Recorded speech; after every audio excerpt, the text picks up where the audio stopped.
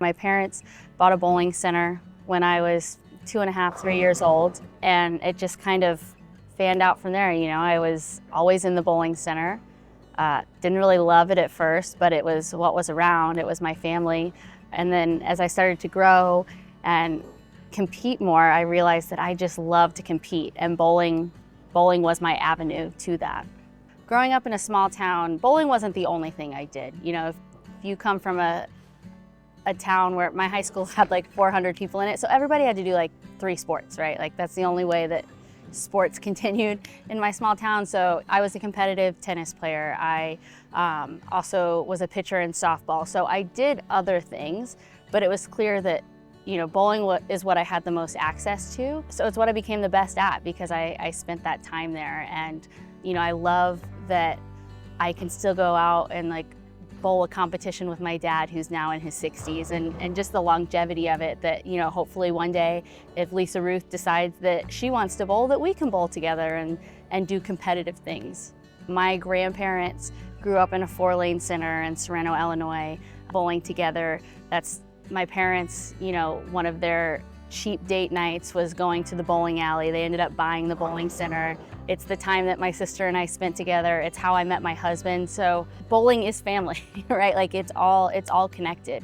And I can't imagine my life being any different from what it is right now. So I have this really cool picture of my grandparents sitting at the counter, like hugging on each other when they're like 18 years old at this bowling center. You know, my grandpa was the pin boy there. And so it just kind of, you know, spawned out from there. You have to figure out how to be resilient, right? So like, and in some ways, how to play the game of life, you know? So like, I did a really bad job of that my first semester at Vandy. You know, I decided I would be really brave and fearless and, you know, take a math and a science and, you know, do all this crazy stuff. And then I, you know, went into the semester break and I'm like, holy crap, like what a bad idea. But I had to learn how to be resilient and how to, you know, figure out, okay, my GPA's at this, how do I, you know, maneuver things around so that I can be as successful as I can be this next semester to help combat that. And it really shows you who you are and what your character is. It's hard, you know, especially because I don't care what high school you go to, Vandy's a different beast. Like, and until you've done it, you don't really get it. The academics are grueling, but rewarding at the same time, right? Like your professors want to see you succeed. So they aren't there, you know, to set you up for failure, but you know, you have to learn things in a different way than you've learned before. And it's really hard. There are a lot of really hard conversations with the girls of like, you may have been a straight A student at home, that's not gonna happen here. Josie Ernest does what you need the anchor to do, comes through with the first strike of game 6 for Vandy. Josie Ernest. The strike for the Commodores.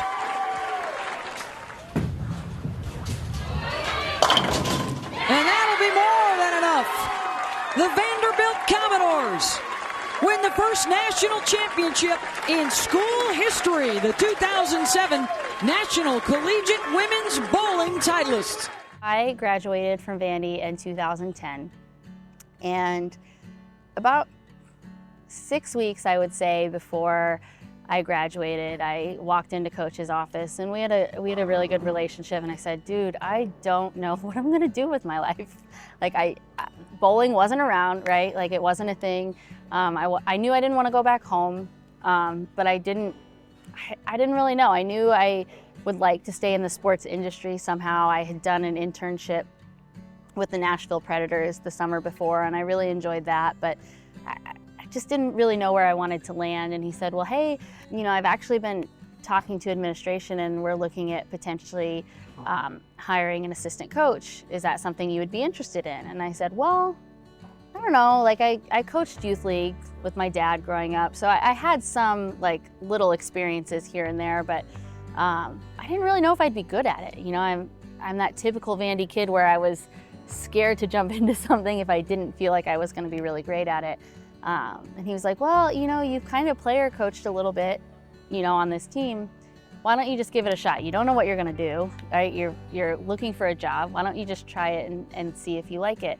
I jumped right in. I found that I actually really enjoyed it. I liked seeing it from the other side.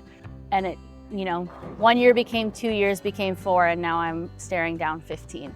So from a student perspective, it helped make me make smart decisions, like how do I plan this out? How do I organize? One of the biggest pieces that I think we teach our kids is time management and how, to take advantage of every opportunity you're presented, but do it in a way that you can be successful in those things. And so I think that was really helpful. I think from a coaching perspective, because I had already been coaching for a few years when the tour came back, I was always a practicer growing up. In college, like I would go and put in extra time. If I wasn't bowling 3 hours a day, I felt like I was failing. But once I took the job, that wasn't really an option. We didn't have lanes on campus yet, so I was shuttling the kids back and forth, and I was like, the idea of me driving back the 45 minutes to practice for 3 hours, that was unrealistic.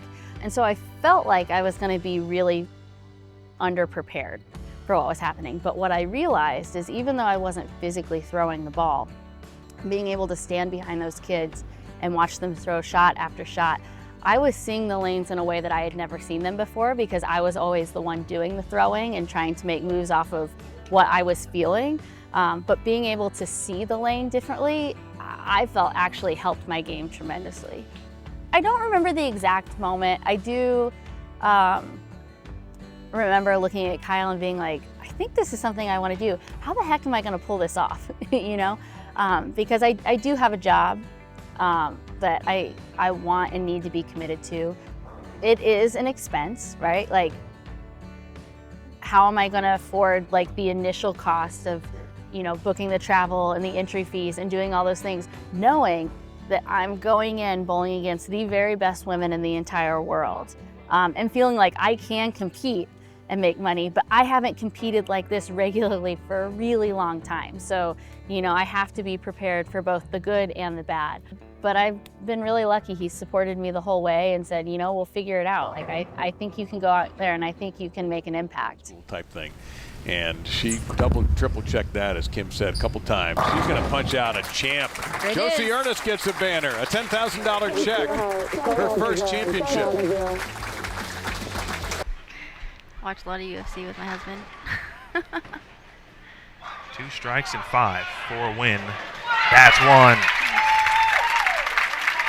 That's impressive. Ball change here, same part of the lane. 6 frame, wow, crunches that 1-3 pocket. All 10 into the pit. Josie, okay. No center 10. No single pin. It's Strikes unique. there.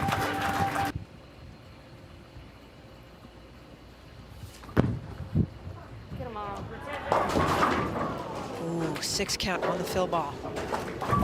Not what you want. That year was terrible.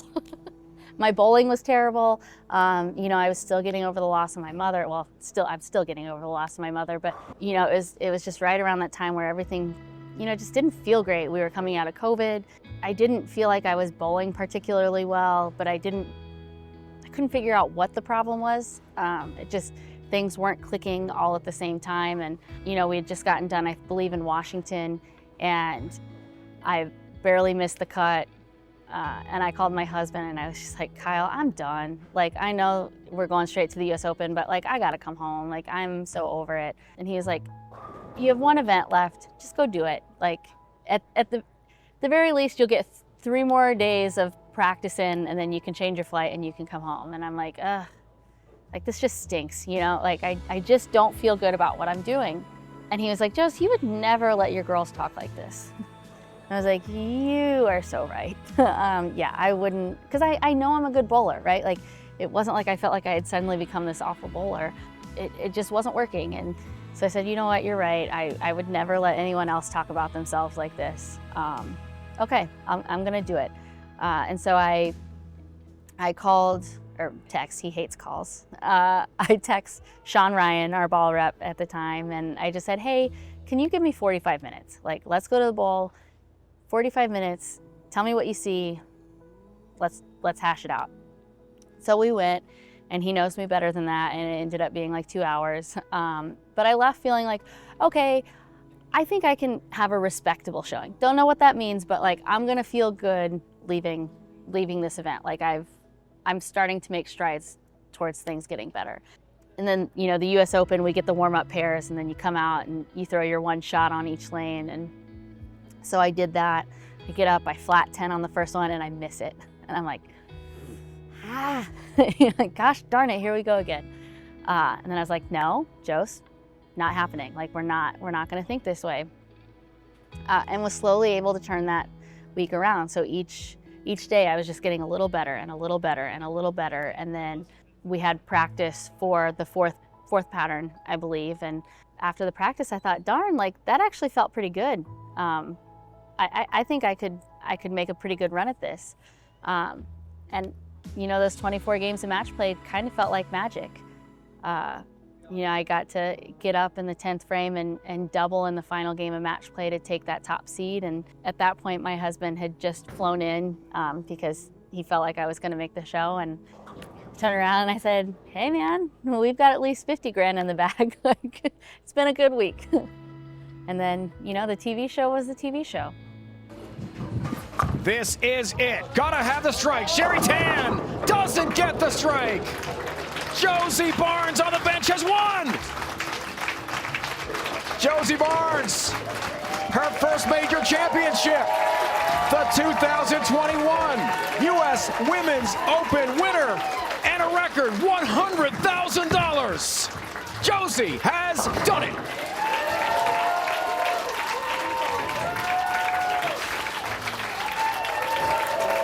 Husband Kyle. God, you're incredible. And the emotion of a championship moment. I mean, I think the biggest thing for my daughter, for young boys and girls, is just be a fighter. You know, we can do hard things. You know, it's not always the easy road, but it's the hard road that makes us great. Well said. She said, keep it easy to not complicate it. Ladies and gentlemen, I present to you your 2021 Women's U.S. Open champion, Miss Josie Barnes. Congratulations, Josie. In some ways, it's hard to talk about because, yes, like the money was amazing. I can't wait for the day that like all of these events are paying out this, you know, crazy amount of money. But at the end of the day, was that what I was thinking about? No, it's the US Open. Like I, you know, grew up watching Kim Terrell and, you know, Leanne Holstenberg winning, and that's all I dreamed about was being able to put on that green jacket. For Kyle, that moment, like he's my sounding board. You know, he had heard all of the awful, sad things that had been coming out of my mouth because I had just felt so terrible about my year. And I think for us at that moment, it was a combination of, you know, the emotions of my mom not being there, of, you know, I had a crummy year and I'm leaving a family now. You know, it's not just him, I'm leaving my daughter to go bowl and to bowl crummy. You know, like you start feeling that guilt of like, should I even be here? Because I have all of these other things that I could be doing at home. And for that moment to happen, you know, is like almost euphoric.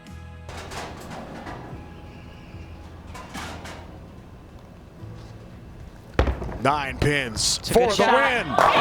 She's got it. It's 9. And tonight, Josie Barnes is the best in Las Vegas. She's got the win. She takes home the 2025 USBC Queens. First standard title since 2019. What a night for Josie Barnes. She wins the 2025 PWBA Anniversary Open. Time to celebrate for the Barnes family in Green Bay.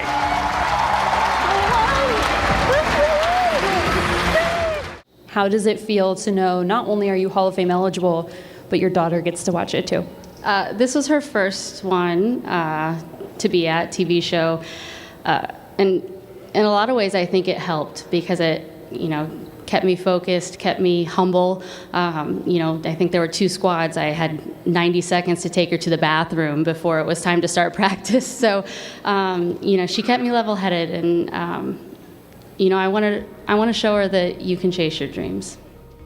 you know, my husband and my daughter, having the understanding of this is something that I love to do and something that helps fulfill me and fill my cup. And, you know, so like right now he's at home taking her to school, and then he's taking her to swim lessons tonight. Like, you know, I hate that I miss it. I love that he's willing to do that for me. You know, my sister, she's out here on tour, but when I travel with my college team during the season, her and my brother-in-law, Ethan, are always, you know, they're constantly helping take care of Lisa Ruth and shuttle her from point A to point B. My dad now lives with us and in the Nashville area, and he's a big piece of that.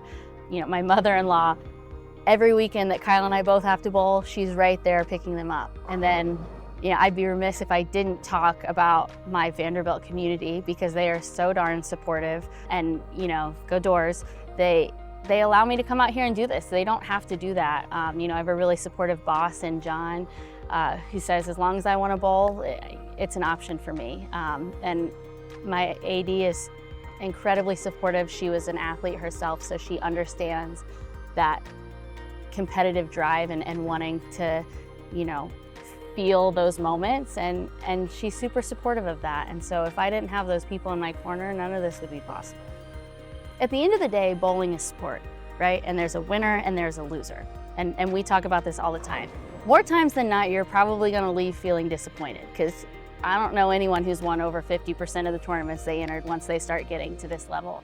And so at the end of the day, why not take those risks, right? Like, why be scared of trying something different? Because you lose more than you win. And so how are we gonna do that in a productive way that we learn from the times that we don't, and so that we can build and make better educated guesses as we move forward.